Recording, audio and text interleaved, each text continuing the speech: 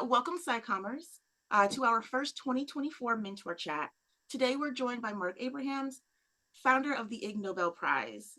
This prize honors achievements that make people laugh and then think, and celebrate the unusual and imaginative, and spur people's interest in science, medicine, and technology. Marc, could you take some time to introduce yourself to the community? Okay. Hi, everybody. I do a whole bunch of stuff that probably sounds not related, but it's all, to me anyway, all tied up doing a single kind of thing. And it's really collecting and writing about things that are very surprising, so surprising that anybody's first reaction to it is probably going to be to start laughing. And but all not just laughing. It's the kind of thing I'm always looking for is something where that's going to be your first reaction, but then it's going to stick in your head and bounce around so that even a week later, all you really want to do is tell your friends about it and talk about it. And I have a magazine called The Annals of Improbable Research. It's been going for about 30 years now, which grew out of an earlier magazine that I was the editor of for about 4 or 5 years, a thing called the Journal of Irreproducible Results, which was started by a couple of scientists in the 1950s. I started an event right after I became the editor of that called the Ig Nobel Prizes, which happen every year, and that's 10 prizes for things that make people laugh and then think. We have a big ceremony where the winners come from around the world at their own expense because we don't have any money. And before the pandemic arrived, we had the ceremony every year at Harvard University in the biggest theater, biggest classroom there. A beautiful old building, fits 1,200 people. We started webcasting that ceremony back in 1995. And years later, people started pointing out that that was one of the first anythings to be webcast. So we were kind of involved in inventing webcasting without realizing we were doing it. I also write for other places. For the last couple of years, I've been writing a column every week in a British newspaper, a British magazine called New Scientist. Wrote a newspaper column on The Guardian there for about 13 years, I think, and do a bunch of other stuff. So that's me, sort of.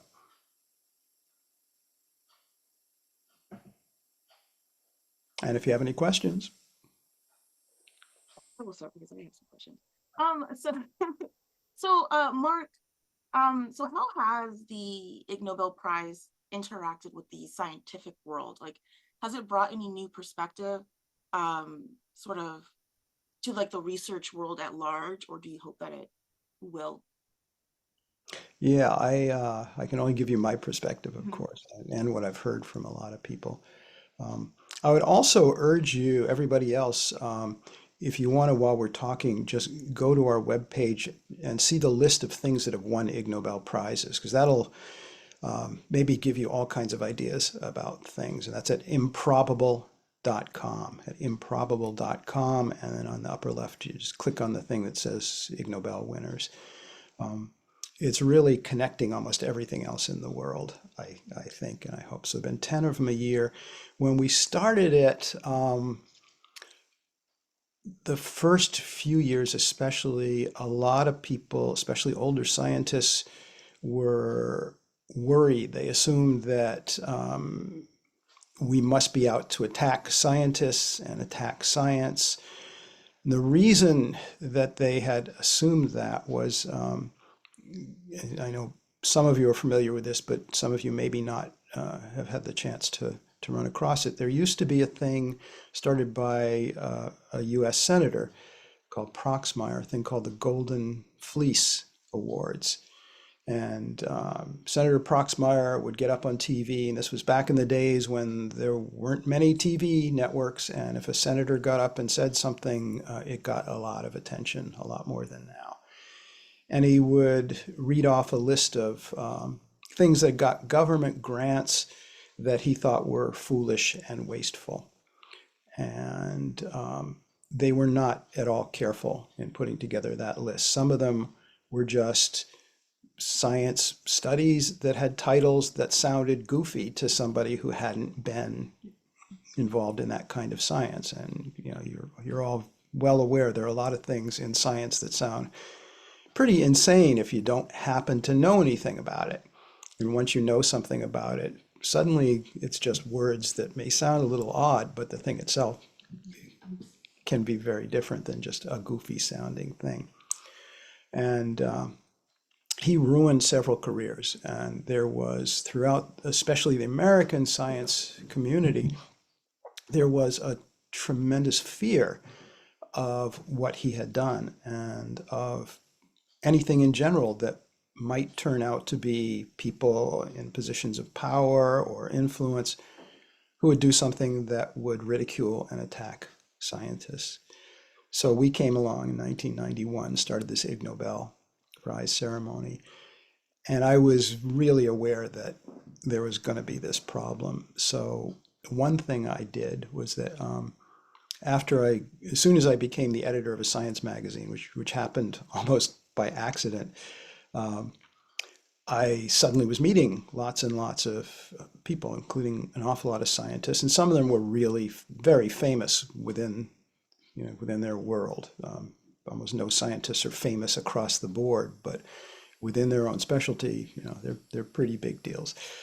And so I started inviting some of them to be part of this first Ig Nobel Prize ceremony we were doing, even though we were still figuring out what it was. So at the first one, we had four Nobel Prize winners who were part of it, who showed up wearing funny hats, and they were the ones who would shake hands with the Ig Nobel Prize winners and hand them their prizes.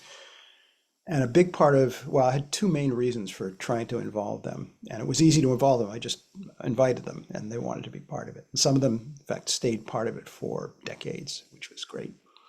But the two reasons, one was I thought, if these people are part of this, that's a symbol to everybody in the science world that these people would not go near anything that was attacking science. And look at them. They're clearly having a very good time here.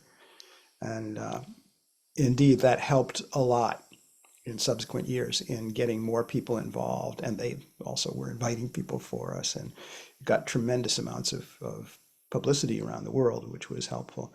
And the other reason that I invited them was I thought this is just, we're trying to be thought-provoking and funny in no particular order, all tied up. And just the idea of Nobel Prize winners, handing prizes to people who've done such, funny things. It's absurd. It seems crazy. It's great. This is just, it's setting up the kind of reactions and conditions we want to set up. And that's the way it's worked out over the years. So as time went on, that general level of fear about the Ig Nobel Prizes got lower and lower. It took a while. Over the last 10 years or so, it's been dramatic how it's turned into mostly the opposite. I mean, people and organizations now go to great lengths to try to win Ig Nobel Prizes. They usually fail. If you're trying to win a prize, you're going to fail.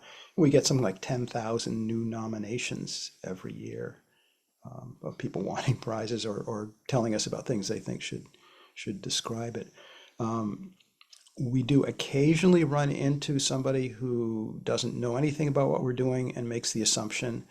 And these days I kind of feel sorry for them because they can yell at me, which doesn't happen all that often anymore, but they're going to run into people they know who are going to tell them they're just being foolish. They just hadn't bothered to check into it. One of the nicest things that happened that way, sometimes bad things have good side effects, was this was also back in 1995. I got a letter that year. The prizes had just come out, and one of the prizes we gave to a team of scientists in England, the Ig Nobel Physics Prize. And this was a team of scientists who had published a physics paper explaining some of the physics of how breakfast cereal flakes become soggy in milk. And the winners were really happy to win the prize. Um, and they were interviewed widely. And I got a letter a few weeks later on really impressive stationery from England from Sir Robert May, who was the chief scientific advisor to the British government. I hadn't heard of him, and I don't usually get letters like that. So I read the letter, and it said that he had become aware that we had given an Ig Nobel Prize to these British scientists, and that was not a good thing to do. We shouldn't be doing things like that. So I thought, okay, probably this is the famous British deadpan sense of humor, and he's having fun writing this letter. But I thought there's just a chance that he is serious about this. So I called around to some British scientists I knew and asked them, "Do you know this guy?" And they all said, "Oh yeah, yeah, he's very well known, has a good reputation." And every one of the people I asked said, "And he must be joking. I'm sure he's joking about this." So I wrote a letter back to him, starting out saying, "I'm pretty sure you're joking, but just in case you're not aware, this is what the prizes are about. Here's the history. These particular scientists were very happy to get the prize and all." He sent me a second letter, and the second letter was far more angry than the first letter. And the second letter said that we should stop giving Ig Nobel prizes to British scientists, even if the scientists want to receive the prizes. So at this point, I just thought this is ridiculous. And I started telling friends. And by that time, I had a lot of friends who were journalists. And an awful lot of them thought this is a good story. So we ended up having stories about this controversy, so-called, around the world, including in a bunch of science magazines. And there started to be things like editorials about this, every one of which was saying that what Sir Robert May did is a good example of why the public gets frightened about science. And then they would say a few nice words about the Ig Nobel Prize and how it seems to intrigue a lot of people who otherwise weren't interested in science and does a lot of good things. One of them even, I remember, in the editorial said 3 cheers for the Ig Nobel Prizes. So this ended up being a very happy and good thing for us. You never know on this stuff. I also see that there was a manga made for this interaction. Yeah, the amount of publicity and things has been just astounding. As I mentioned, that first year when we had the Ig Nobel prizes, for one thing, the wire services carried it around the world, but there also were lots of other places. And I remember somebody from Scientific American came, did a beautiful big article with a photo, and people from around the world, reporters from around the world, came to this thing. So instantly it got lots of attention, and then that made it possible the next year for us to do everything on a much bigger scale than we did it the first year.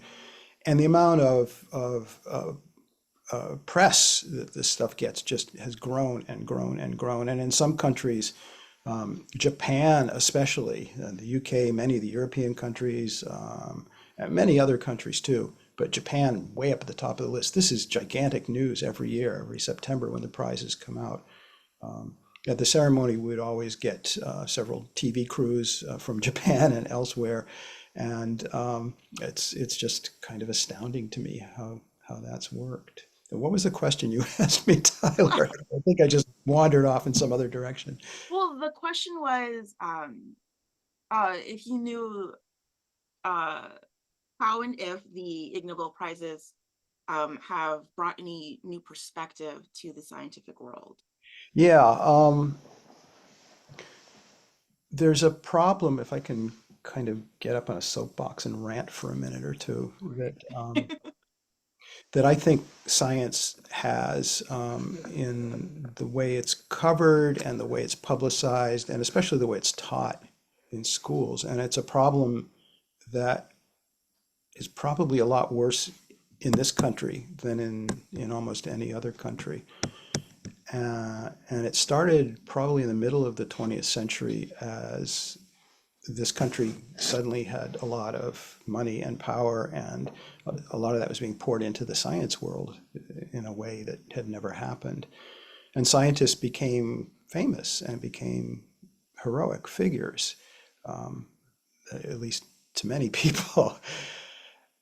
And with all that stuff, and especially I think with all that money being involved, it became a very serious thing and a very important thing. And that was, I think, a problem because we've now got many generations, starting, I'm not very young, but, starting with my generation,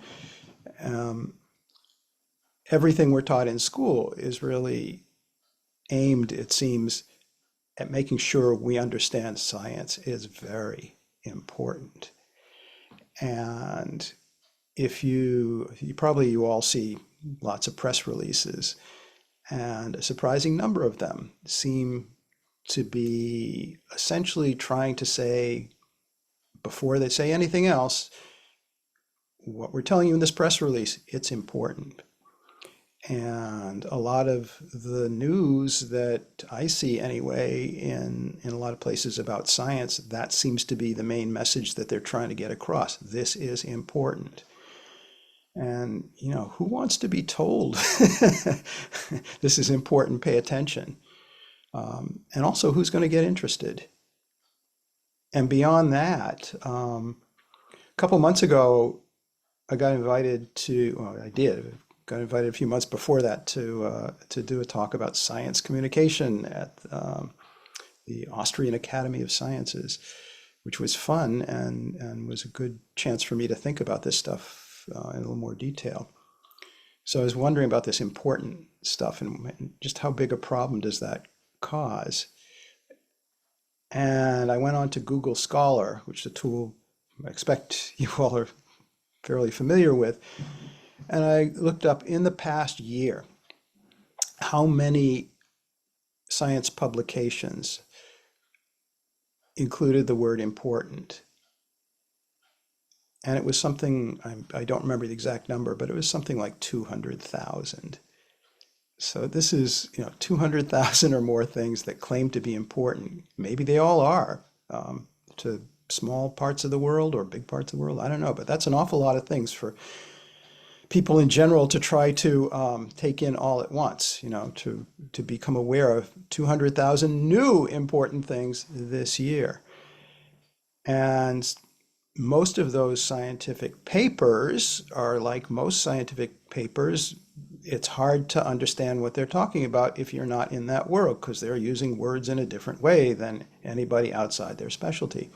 And they're not always giving you much or any background, so you have very little hope of really appreciating what they're talking about.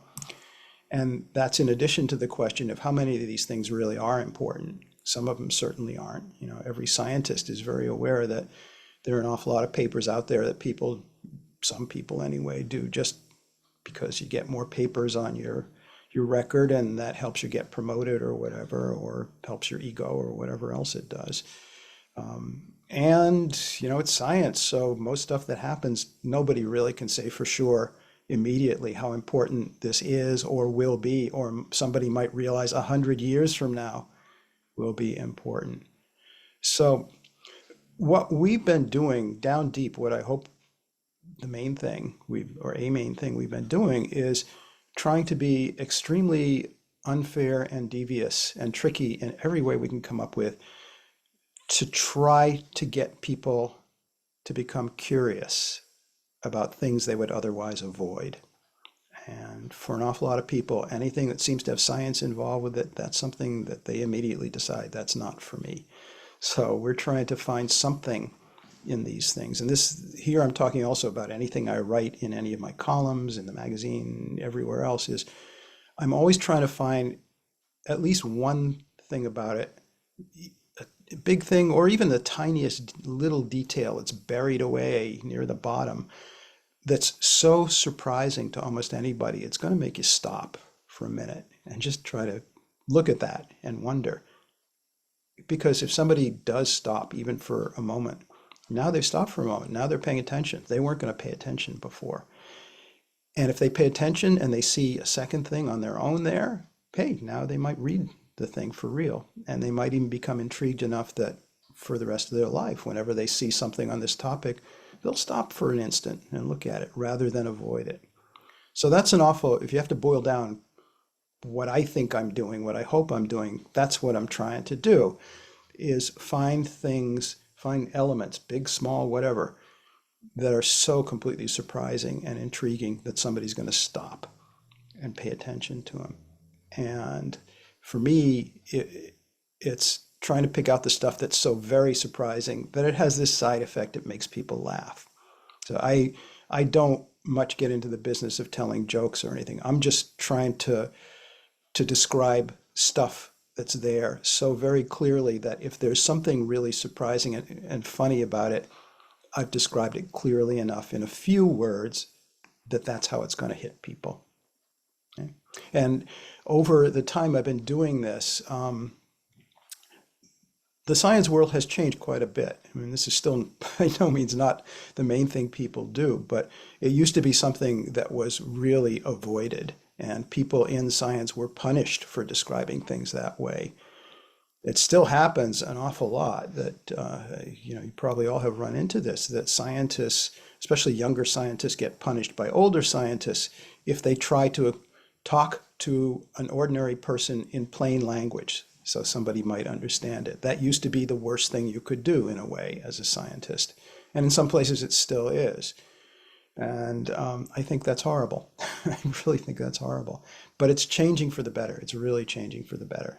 And each of you here today is part of the reason it's changing. I hope I am too. Thanks, Mark. And so you brought up like elements that make people like stop and laugh and then they stick with them. I think it's also, I've noticed some of these studies that kind of make you laugh also can call attention, um, Yeah. and actually just like help researchers critique their own work or methodology. One of the examples is from over 10 years ago, but it was the dead salmon study. With they used a dead salmon in an MRI, and the dead salmon could um, it showed brain function similar to human emotions. Hmm. Uh, and I imagine that called into question a lot of MRI data. Um, Yeah. They were very deliberate in deciding to do that. Uh, they work, they're in fields that use a lot of fMRI studies. And there's an awful lot of money tied up in that in the science world and getting the equipment and getting grants. And it's very complicated stuff. And there are important parts of everything related to that that don't get talked about very much. One of them, which they got at a little bit, is the fact that nobody really knows how to interpret most of what's coming out of those fMRI studies for most of the purposes they're used. And if you talk to any brain researchers who've been around for a while, if they're being honest, they will go into great detail about that. It's mostly mystery and a lot of guesswork about stuff. That's not the picture that gets out to the public very much. And these things produce these beautiful, intriguing pictures that you may not be able to exactly make sense, but they're so intriguing that it's easy to believe stories people tell. But the other part, which was what they were really getting at, is that it's a very complicated technical thing they're doing. And it's very, very easy for things to be set up in a way that will produce data that may not mean anything at all. And the people who set this stuff up have to be really, really careful in the way they're setting it up and the way they're checking their data and the way it's interpreted and the way it's crunched and all that. And the vast majority of people doing studies involved with that stuff were not very careful. And it's not because they're sloppy people, it's because from the beginning they were not taught to be careful about it. And so, they learned what they were taught, and that became the way everything was done. And so here you had a few scientists, I think it was about 4 or 5 people at different institutions, who were all pretty steamed about the way things were going. And it occurred to them that you could have almost anything you could stick in a scanner, and it's going to produce data that looks almost the same as the data people are getting from sticking a human head or whatever in there. And people need to be more aware of this. So to get attention, they came up with the most ludicrous thing they could think of to stick in a scanner, get some data, and point out that if we do our analysis exactly the way most people do their analyses, this thing we just stuck in there is going to appear to have thoughts and emotions. And so they went to, I think, a supermarket, got a dead salmon, and they stuck it in the machine, and sure enough, and they got attacked by a whole lot of people in their field. But the attacks over time faded away because the people who really were careful about stuff started to make much more noise about how, yeah, this is a real problem and we need to do something about this. And after we gave them the prize, which I'm happy to say helped them get a lot more attention, I heard over the next few years from a bunch of people in that field that on the specific technical problem that they were pointing out there, because it was really a fairly narrow technical problem, that a lot of people in that field suddenly became much, much, much more careful and started producing much, much, much better stuff, including the best of all stuff, which is being much more careful in pointing out to people the limits of what they found and understood, rather than the semi-traditional leave it open that we might have discovered the complete story that explains how brains work and people think and all that. So yeah, and that kind of thing is true of many of the things that have won Ig Nobel Prizes. Not all. I mean, there are lots of things. I'll talk about the Ig Nobel Prizes a little bit more because it's kind of a rich stew of things. For one thing, it's not just for science. We give prizes for anything that has that quality, that at first encounter, it will make most people anywhere in the world, no matter what their background, start laughing and then make them think. We've given prizes in peace, in literature, in art. We've given prizes to little kids and very old people. We've given prizes to dead people, posthumously in some cases. In one case, gave the Peace Prize to a man in India who is the founder of the Association of Dead People. He was and is still very much alive in most ways. And he won the Ig Nobel Prize because what he'd done was very clever. He lived in a part of India where it was very easy for somebody to go to a public official and pay him a small bribe to change the records and indicate that their relative, who upon death would lose possessions, and then the person who just got in there and paid the bribe would inherit valuable property, is very easy for somebody to go in, pay a tiny bribe, get your relative declared officially, legally dead, and you inherit their property. And that's what had happened to this guy.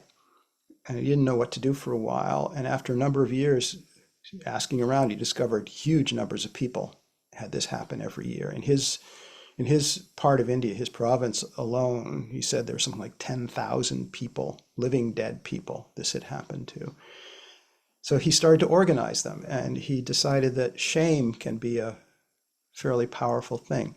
So he started getting them all to dress up in the kind of costumes you wear in Halloween, look like bones or something, and go outside the offices of government officials who had taken bribes and call some reporters and start making a fuss. And they started getting lots of attention. And he, after many years, was able to legally get his life back. He legally came back to life. And people are still working on this there. Every year they run some dead people for political office. They have not yet gotten one of them elected, but the numbers tend to go up year after year. So they're hopeful at some point they will be able to get a living dead person legally elected to office. So we give all kinds of things. Um, Also, in almost all cases, when we pick somebody to win an Ig Nobel Prize, and sometimes it's a team, we offer it to them. We get in touch with them quietly, and if they want to say no, that's fine, and then we never tell anybody. But almost everybody we offer a prize to has said yes. But we want to make sure we're not accidentally or otherwise doing damage to anybody. That's not what we're about. The other thing I wanted to point out is we are the only prize I can think of any kind where it does not matter, it is not relative whether something is good or bad, or whether something's important or trivial. The only thing that matters, the only criterion for us is that the thing has the effect that it makes people laugh and then think. So if you look through the list of Ig Nobel winners, and there have been 10 a year for 34 years now, 33 years, whatever, you will probably decide that many of them have done things that are actually really wonderful. You probably will decide a few of them have done things that are really horrible, just horrible, but all of them make people laugh, then think. And then there's a whole bunch where you won't know what to think. And I think that really mirrors what happens in science. Most of those, however many hundreds of thousands of papers published every year, nobody can say for sure with most of them whether they're important or not.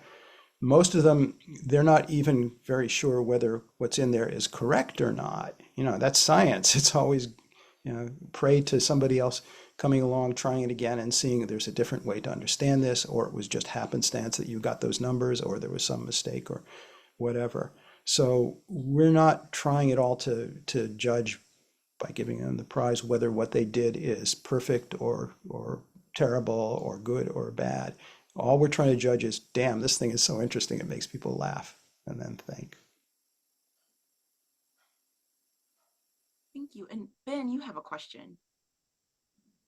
Yeah, I'm very curious, Mark, about your opinion on this. So I've been running a Humor for Science workshop with a bunch of scientists at all different levels, which has been really fun to do. All Uh, different heights when you say levels, or do you say lights for that? heights, tall, short? Oh, yes. I don't discriminate. Any sort of height is welcome Okay, to different level. the Yeah. workshop.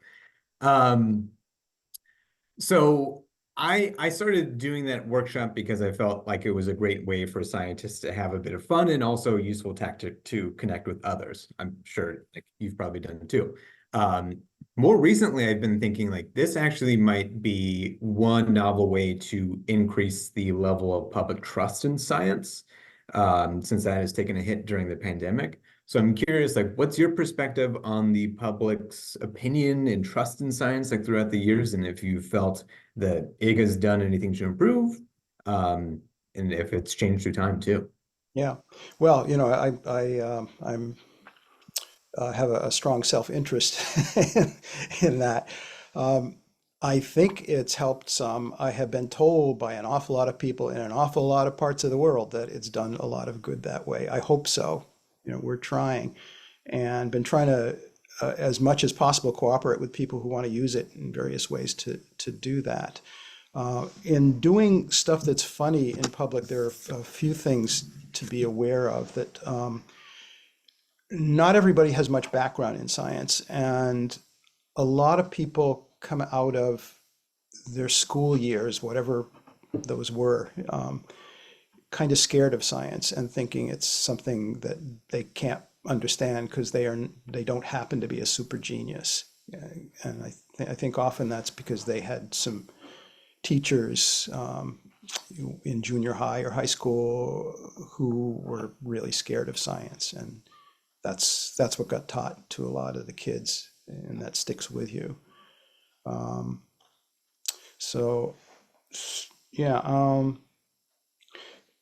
just the idea that scientists are human beings is kind of a novel idea to a lot of people, and the idea that they're doing that, most of them, because they really enjoy doing this stuff, not just in a casual way, but it really grabs them to the point where they down deep love doing this stuff, even though it's a hell of a lot of work. Not everybody gets to do work that they really like that way. But I think just seeing that, and if you can have people be in a room with an actual scientist, most people never meet a scientist that they know of, and they tend to regard them as creatures from another galaxy or something. I mean, you've all seen this, haven't you?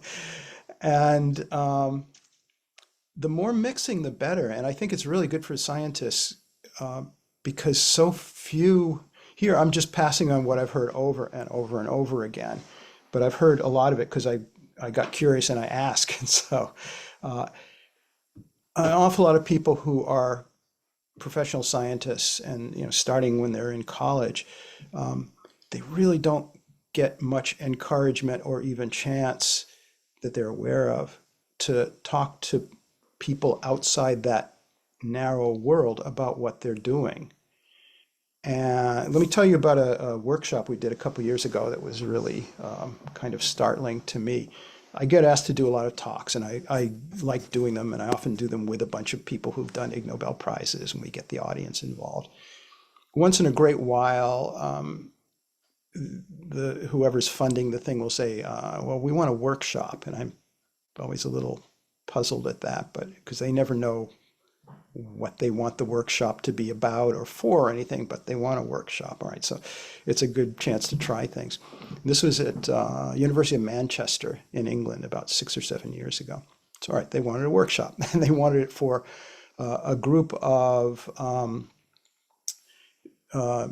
postdocs, essentially, people who had trained to become doctors and were also working on PhDs, I think, about communicating science. So what we did then, just to see what would happen, because I had a license to try anything, was I asked each of them if they wanted to get up in front of this room full of people. You all know each other because you've been together in the same sort of class for a year or two, but you don't know each other's work very much because you're all doing something really different. And just get up and do a 1-minute explanation of what you've been working on, of your thesis here, your dissertation, and do it twice. So do 2 little talks of about a minute each. And the first talk, do it with the idea that as you would do it if you had people in this room who have a lot of grant money to give you. So, and do it 2 ways, sort of opposites. First way, let's do something foolish.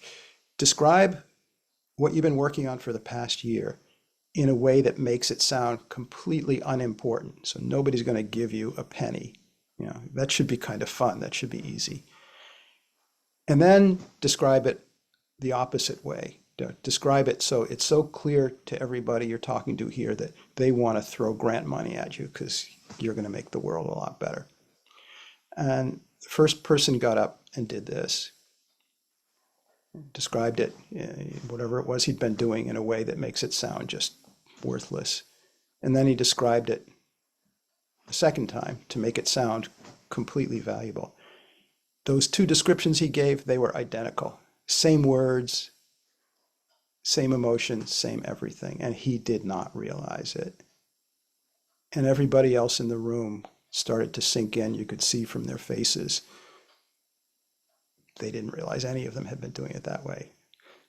So the second person got up, did the same thing. Third person got up, the same thing happened. By the fourth person, now they all were, because they're all pretty quick, now they were starting to see there's a difference and they could do it. But that and paying more attention to that afterwards, I came to either realize or at least decide, I think I realized that most of the people who become scientists get a lot of experience describing what they're doing to the other people in their group and maybe a few other people outside the group in the same field, and that's it. Their family doesn't usually either encourage them or get to hear anything other than a little surface thing that is confusing but impressive. And they don't get the experience of actually having a real conversation with many people about this. And I think the simplest, I've been thinking about this a lot the last couple of months, the simplest thing that I think might change the world for the better is if everybody who is studying science, in college and above, because they know they want to get involved with this stuff for real. And anybody like all of us who are describing this stuff, the single best thing you can do to get better all around and make things better is just talk to everybody you run into or anybody you run into and see if you can have the simplest possible conversation in just normal words. Try different words to explain something, or not even to explain it, just intrigue them. Try to get them to understand what's the question somebody's, why is this a good question? And to not use a lot of words to do it. Try to use your skills. You all have skills to just get them so curious they're driving the conversation. They want to know more. And think about everybody that that you grew up with, your friends, people who become scientists, who are becoming scientists, whatever, how good they are at describing what they're doing compared with most of your other friends. And most of them, they're not very good because they've been trained to not be very good at it. And in a lot of places, in fact, they've been trained, almost beat up, to use language that's impressive whenever they could instead be describing it in a way that just a normal person says this to somebody else and you both know what you're talking about. It's a little tiny thing. And the kind of thing you're doing, Ben, can be used in lots of different ways, and that's one of them. You're being amusing and all, but you're actually getting people to start having a conversation, not just drink it in. Once they start asking questions, at that point, the more informal you can make it. So, hey, this is, we're both talking about something we're both now kind of interested in for a moment. That's how magic happens. And that doesn't happen very often. By design, I mean, it happens all the time. And you guys are in this because that's what you do. I expect a lot, probably a lot more than most people. And the more you can do that and think about it and, try to help other people do it more, good stuff happens. You get even one person, some neighbor you don't know very well or whatever, or somebody you're standing next to when you're, buying lunch or whatever. You get them intrigued enough, and it doesn't take much. Well, they're going to mention it to somebody else. And so you've started this big chain of people that you'll never even see. But, good stuff is happening. You get a lot of power to do things you'll never really directly see the consequences of. Thank you. Jennifer, go ahead and ask your question. Hello. Hey. Oh, I don't know how to take my hand off. Okay. I have so many things that I want to say. This is very exciting because I think that my dream job would actually be teaching scientists how to more effectively communicate about their science. So that's kind of the SciComm space that I'm interested in. I don't know if you've heard of the UpGoer 5 competition. No. So basically you have to explain whatever it is you do that's complicated. Sometimes it's science, sometimes it's other things, but with the top 1,000 most commonly used words. So yeah. it's, Yeah, XKCD. Yeah. yeah. And I'm That's a great actually, thing. Yeah. it is, yeah. I haven't done that one. I've had the chance to do a few like 3-minute thesis type of competitions, which is similar to something that you were talking about earlier. But I'm a graduate student at Vanderbilt, and I am getting the opportunity to work with our career development office to kind of prototype a class in a couple of months where I'm going to work to teach scientists how to more effectively communicate about their science, kind of practicing engaging with non-jargony versions. And so as somebody who has interacted with so many different kinds of science, I was wondering if there's anything that you have found helpful to you when you're trying to learn more about other people's science that could also be helpful to a layperson who may not have that kind of expertise. Basically, any suggestions you might have for what I could include in the class in terms of exercises about science communication. Yeah. So what tricks have I stumbled across? Basically, yeah, that's the short version. Best one, I think, is just even if they're talking about something you happen to know something about, ask them if they can describe it in a different way, a second way. Not necessarily different words, they can use the same words, but a different metaphor. Okay. Um, that that can disturb people for a moment because they haven't done it, but also produce really wonderful stuff. And it's really simple to do.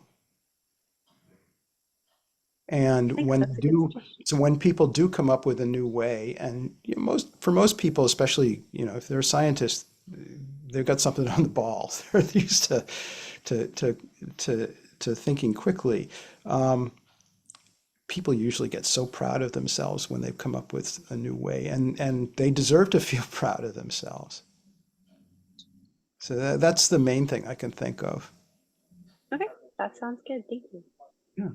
Yeah, good luck with continuing that. Thanks. We'll see where it goes. Thanks, Jennifer.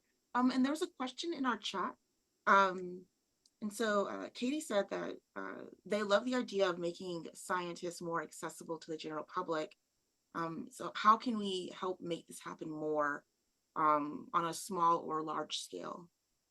Ah, um, I would strongly lean towards small scale because you can do it. First of all, big scale is hard because you usually need to get institutions involved, and then you've got all the problems that come with that. It's possible, but things seem to work more easily and in general better starting on small scale. If you can do things on a small scale that get a little attention, that tends to spread too. Do it on the smallest scale possible, which is always just talk to one other person, especially either a person you don't know well, or if somebody you do know, but they don't seem much interested in whatever this topic is you're dealing with. See if you can figure out some other way to describe it. Some simpler and simpler way. And it can be helpful to try to abandon the idea of that what we're trying to do is tell the story of something, which is, the traditional main way of doing things. That if you're aiming to get people after they've read what you wrote, or after they've listened to you, or after they've talked with you, if you're aiming to get them to walk away thinking, oh, I understand now. Now I know the story of da da da. That's probably going to be the end of it because they think they understand everything. And they don't. And most things, there is not such thing as the story of something, especially in science. Whatever great triumph of understanding something new somebody's come up with, that just means they've figured out enough that they can ask some other better question. So if you can approach things that way, that's another thing is you can choose to think of it as I'm not trying to tell somebody the story of whatever, so they will walk away thinking, knowing they understand the story. That instead, what I'm trying to do, or this is what I'm trying to do anyway, which is why I think it's good, that I'm trying to get them to walk away with some question they're now aware of that they want to keep thinking about. If they have a question that intrigues them even a little bit, especially if it's a question that's new to them, it does intrigue them, and they're going to go out and now want more. And if they learned about this stuff because you wrote about it in a magazine or online or someplace and they read it, if you wrote about it that way, they're going to even maybe notice your name next time they run across it. Because I remember she wrote some article about snails or whatever it was that I wanted to know a little more. So I'm going to at least take a look for a moment and see what she wrote now. And next time they see something about snails, same thing. So, if you can somehow implant a question in somebody's head, it's got a greater chance of having an effect, and a good and I think valuable effect than implanting a story. Thank you. So Ben has another question that kind of stems off from this on how do you incentivize scientists or organizations to communicate their science to non-scientists? Ben feels like there's very little incentives, especially on university campuses, to do Yeah. so. Yeah, big people in groups, the more organized the group, the harder it is for things to happen the way everybody wants them to. Even if everybody in the organization wants it to happen, everybody's gets a little scared that if they do something different than the way it's been done, they might get criticized or punished or worse, whatever worse would be. Working one-to-one, just getting you one person interested and getting them to introduce you to other people who are interested. Once in a while, you get lucky, and that before long gets somebody involved who's in a position to make the bigger stuff happen and maybe to collaborate with you on doing that. But at least in my experience, it's hard to force things.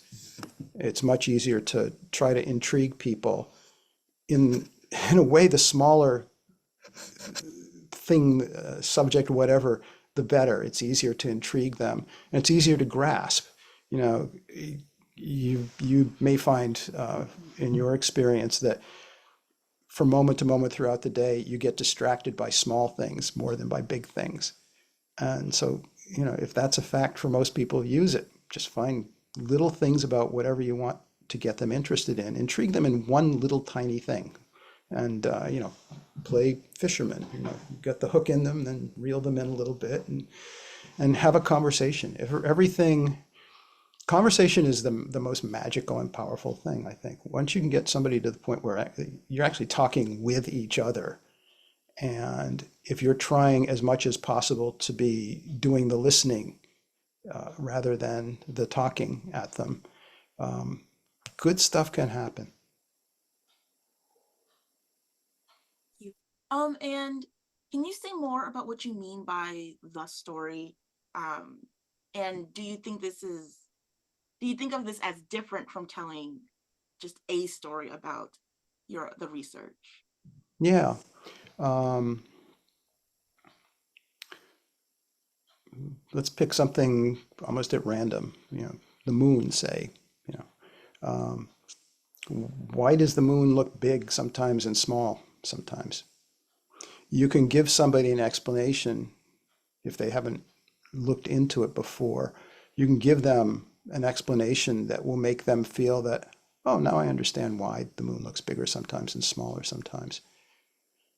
But in fact, there is no single explanation. There are lots of there's a lot going on there, and you can look at it a lot of different ways. And a lot of it is still completely mysterious. You know, in fact, the simple question of why does the moon on the horizon seem gigantic, and when it gets up higher, it seems so tiny? It's this, assuming it's the same moon, nothing happened to it, didn't get substituted. There's still lots and lots of raging arguments in the science world about exactly why that is. And it could be that almost everybody making an argument, even though there are different arguments, it could be they're all correct. It's just all of these things are true at the same time in different ways. But if you tell a story to somebody and they walk away thinking, now I understand the story of why the moon looks big, sometimes in small times, you know, now I understand what there is to understand. That's kind of horrible, because now they think they understand something that they don't, and they're also probably not at all interested in learning anything more about it. Whereas it's such a beautiful and rich thing that, you know, people are going to continue to make movies about and write poems and songs and stuff because they're so damn intrigued by it. So that's what I mean by telling a story. Yeah, tell a clear story, but I think it's more valuable if you tell the story in a way that leaves people understanding this is not the end of the story at all. This is just, you know, we've gotten one stage along, and it might be that whatever comes next is going to be even more interesting. Thank you. I asked from a place of hi, I'm Darcy. I work for PBS Eons mostly, and a digital media company called Complexly, Hank and John Green's company, if you know them. And storytelling, I would say, is kind of the fundamental heart of what I do on PBS Eons. And I was curious about the way that you were using the word story, which to me is a particular narrative framework that, you know, allows for curiosity and allows for competing hypotheses to exist within a kind of single curiosity building narrative. Yep. Yeah, so thank you for answering my question. Was what I said clear? I hope it was, but I don't know if it was. I think it's just a case where people are using the same word to mean different things, much like we often do in science communication with specialists and non-specialists. Yeah. So story to me, I think means something different, at least in this case. Well, that's, you know, you're raising I think something really good to talk about too, which is when you're talking with a scientist also about, you know, trying to get some grasp of what it is they've done that you're going to try to get somebody else to understand. You may be using words where you and the other person, you and the scientist in this case, don't exactly mean the same thing. But it sounds like you do. And there are whole fields where that's the whole field. You know, when you're dealing with physics and chemistry, pretty much the words people use in that field, everybody in the field knows and agrees what they're talking about. You know, if they're both talking about a rock, they're both talking about probably the same idea in their head. But you start to get over to fields where what they're looking at is how people think or behave, like psychology or anything related to that. It's really hard to know, even if it sounds like they're having an intimate conversation, whether the main words they're using really mean the same thing to them, especially if they're measuring it. You know, how do you measure how happy somebody is? You may think you're measuring it, but the person who's been working with you on this may have a pretty different idea of that. How do you measure how much in love people are? Anything like that. And I think those are the kinds of subjects where, in trying to tell a story about that, it's easy to tell a story where people think they understand things the way the scientists were doing them, but they may not at all. It may be that the words are really moving apart what somebody did and what everybody else thinks they did. And nobody's doing anything wrong or stupid. It's just they're dealing with stuff that's really hard to describe, let alone measure. And so, and on those kinds of things, especially, I think if you try to get people thinking, no matter how you present it, you know, everybody's got their own ways they've developed of presenting it. But if what you're trying to do is try to get people thinking about the question, probably the questions people are asking are pretty similar, even if the answers may actually be pretty different, you know, when they're using the same words. There, I may not have been clear. I'm still trying to figure out how to describe that better. No, it makes a lot of sense. Thank you so much. Yeah. And on that note, I think we will end our mentor chat there. Thank you all for attending. Thank you, Mark, for joining our community in this conversation. Thanks, everyone. We're currently booking for the rest of our 2024 lineup, everyone. And there's still room in our schedule. And so if there's anyone else you would like to hear from, please let me know. And again, thank you all for coming.